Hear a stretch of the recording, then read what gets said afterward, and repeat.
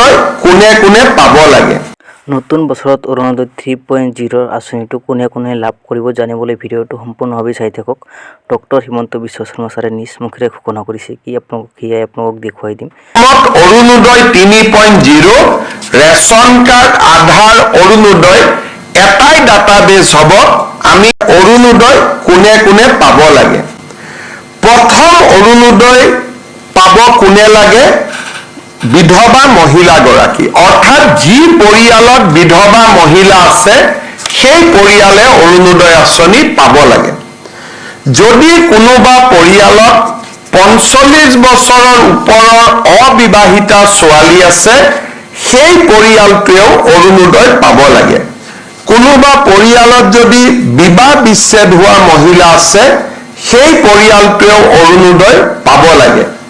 কোনোবা পৰিয়ালত যদি স্বামীয়ে বিবাহ বিচ্ছেদ আইনমতে দিয়া নাই কিন্তু এৰি থৈ গুচি গ'ল, তেনেকুৱা মহিলা থকা পৰিয়ালত অৰুণোদয় পাব লাগে।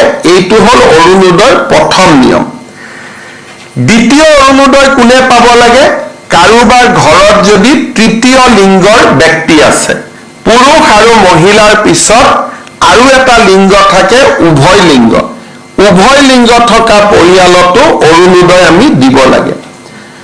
তৃতীয়তে যাৰ ঘৰত দিব্যাংগ ব্যক্তি আছে, কাৰণ পৰিয়ালটোৱে দিব্যাংগ ল'ৰা ছোৱালী এটাক চাবৰ কাৰণে খৰচ কৰিব লাগে, দিব্যাংগ ব্যক্তি থকা পৰিয়ালক আমি অৰুণোদয় দিব লাগে।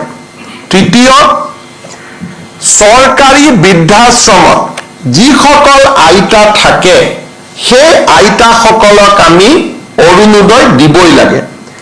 তৃতীয়তে যাৰ ঘৰত এইডছৰ বেমাৰী আছে, থেলাছেমিয়া আছে, হিম'ফেলিয়া আছে, চেৰিবেল পালচি আছে, কুষ্ঠ ৰোগ আছে, অটিজিম আছে, এওঁলোকৰ পৰিয়ালতো আমি অৰুণোদয় দিব লাগে।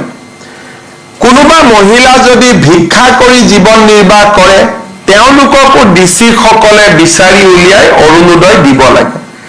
আৰু এইখিনি মহিলাক অৰুণোদয় দিয়াৰ পিছত যিখিনি বাকী থাকে সেইখিনি যাৰ বাৰ্ষিক উপাৰ্জন 2 লাখ টকাতকৈ কম তেওঁলোকে অৰুণোদয় আঁচনি পাব পাৰিব।